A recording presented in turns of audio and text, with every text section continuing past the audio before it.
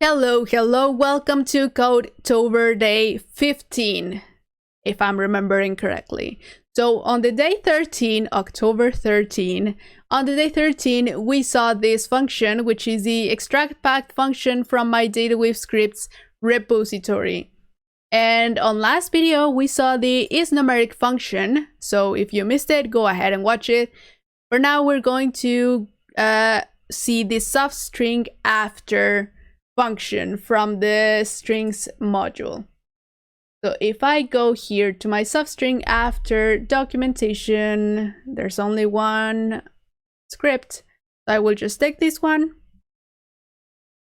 and put it in my DataWeave playground.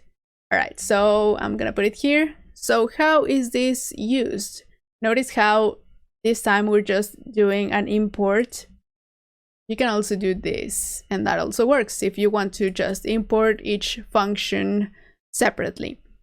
So what happens here? We're doing substringAfter, and the first argument that we're sending is null, and the second argument is this character. But since we're sending a null, this is null. Now, if our first argument is an empty string and our second argument is a dash, we're getting an empty string because there's no dash here. But here, for example, we have ABC and we're sending a B in the substringAfter, so we're getting everything that's after the B, in this case a C, as you can see here.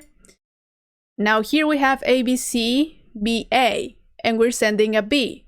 So it finds the first B, which is this B, and then sends back whatever was found afterwards, CBA. Notice how it's not counting the second B, just the first B, CBA. Now we have ABC and we're sending a D. There's no D, so we end up with an empty string.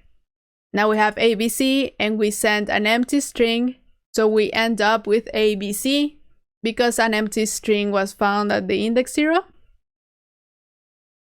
I suppose. And that's it for this video. Thank you so much for watching.